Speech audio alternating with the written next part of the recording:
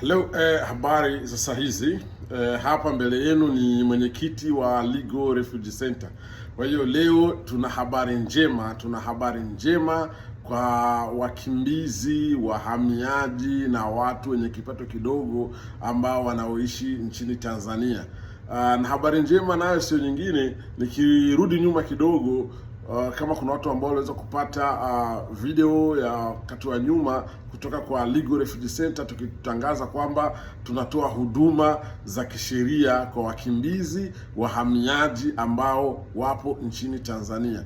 Kwa hiyo huduma ile ilisitishwa kidogo na serikali, sio kwa ubaya, isipokuwa ilikuwa ni kwa wema zaidi, kwa sababu palikuwepo na mambo fulani ambayo ilikuwa hatujamalizia mchakato ili tuweze kupata uhalali wa kutoa huduma ile ya kisheria kwa wakimbizi, wahamiaji na watu ambao wana kipato kidogo ambao ni wa Tanzania.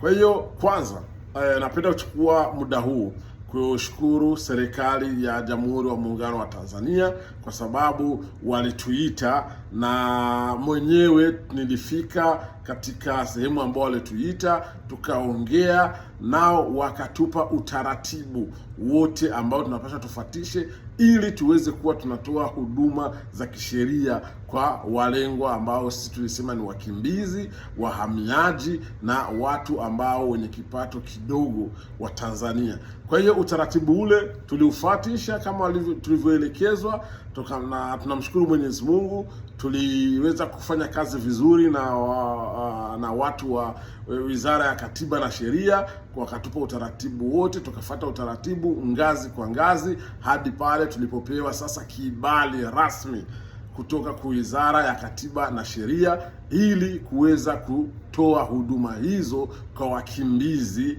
na watu ambao wenye uwezo mdogo nchini Tanzania.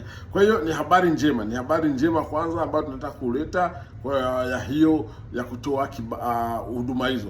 Na napenda kuambia kwamba huduma gani ambazo tutakazozitoa. Huduma ambazo tutazozitoa zitakuwa ni huduma za wakimbizi. Kama wewe uko mkimbizi, una matatizo labda ya kibali, umekamatwa na jeshi la polisi, aidha una changamoto yoyote ile ya kisheria, kwa hiyo utawasiliana na sisi Legal Refugee Center. Tuna mawakili wetu ambao tayari watakupa huduma zile, watakusaidia kisheria, kila kitu hadi haki yako iweze kufuatishwa. Na wahamiaji ambao tunaongelea ni wale wahamiaji ambao wanaweza kuwa wako Tanzania.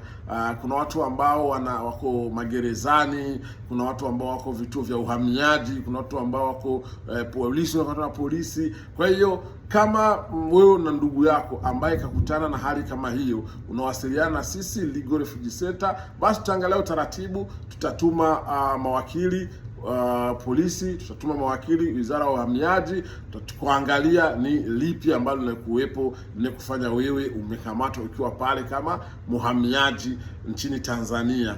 Wow. So kwa hiyo ni habari njema, na jambo hili tutalifanya kwa kushirikiana na serikali ya Tanzania, kushirikiana na Idara ya Uhamiaji, ili ya kwamba wakimbizi na Idara ya Uhamiaji pasiweko taharuki yoyote.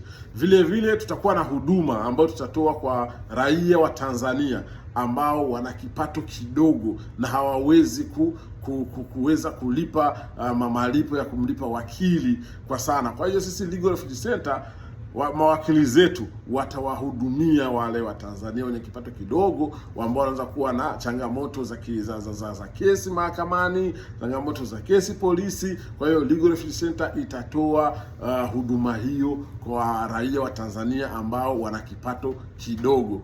Ndio, kwa hiyo habari nzuri ni hiyo, na kwa kumalizia ni kwamba next video na kwamba video ya kufuatia tutawapa utaratibu sasa wapi ambapo ofisi zitakuwa zimefunguliwa rasmi Tanzania. Japokuwa siku za mwanzo kwenye video ya mwanzo tulifungua ofisi, tumetumia kwa ofisi na mawakili wetu Kigoma, lakini ilisimamishwa kutokana na kutokuwa tukufanya utaratibu ambao unaotakiwa. So kwa hiyo ni habari njema, basi jiandaeni, na kama wewe unaweza kuwa na mtu wako kama changamoto kama moja katika hizo, labda yuko gerezani Tanzania, yuko amekamatwa kwenye idara ya uhamiaji au kamatwa polisi, ana tatizo ambazo zote ambazo zinamhusisha na kibali chake kuwepo Tanzania, basi sehemu sahihi imepatikana. Hii hapa Legal Refugee Center itakusaidia wewe mtu ambaye una changamoto hizo ndani ya nchi ya Tanzania. Karibu sana.